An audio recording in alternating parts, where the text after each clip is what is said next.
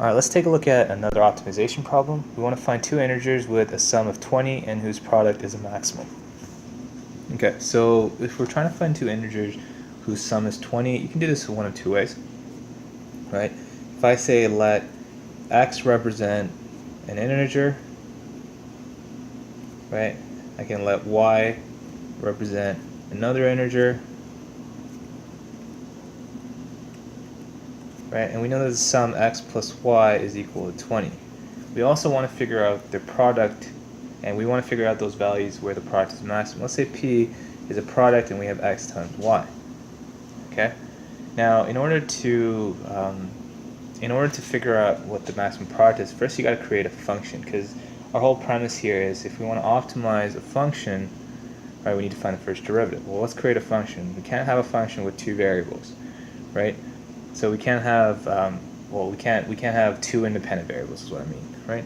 So in that case, what we're going to do is I'm going to substitute, instead of writing y, I'm going to say that y here is equal to 20 minus x, right? Because we can move the x to the other side.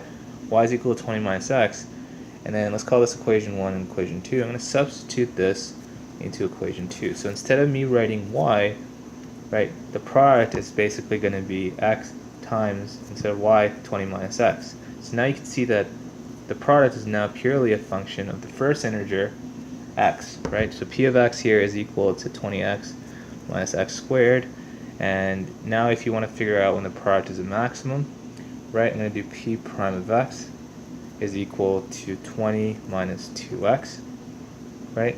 And if in order to find if it's a maximum, I'm going to let p prime of x equal to 0.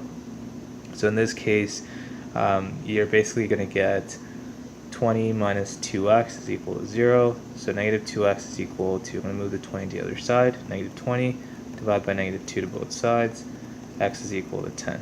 Okay, x is equal to 10. You're probably wondering, okay, how do I figure out this is actually a maximum, right? Why can't it be a minimum? Because both at a minimum and a maximum point, the slope would be 0. Well, first of all, we know that this is a quadratic, right? And in the form of ax squared plus bx plus c, if a is less than 0, then the quadratic itself is concave down. Now, another way you can look at this, if you look at your second derivative test, so p double prime of x, the second derivative is basically just negative 2. And therefore, the second derivative is always going to be less than 0 when x belongs to all real numbers. So it's always going to be concave down, and there should only be one extrema here. Okay, so the extrema occurs when x is equal to 10. If you want to find your second integer, right, what I'm going to do is I'm going to substitute this into equation 1. Then you get 10 for x plus y is equal to 20. Y is therefore equal to 10.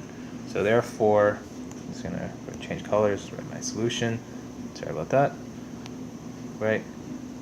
Two numbers, sum of 20, whose product is maximum. Therefore, the two integers are 10 and 10.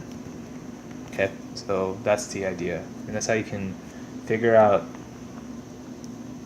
the solution by using the first derivative and the whole notion of optimization.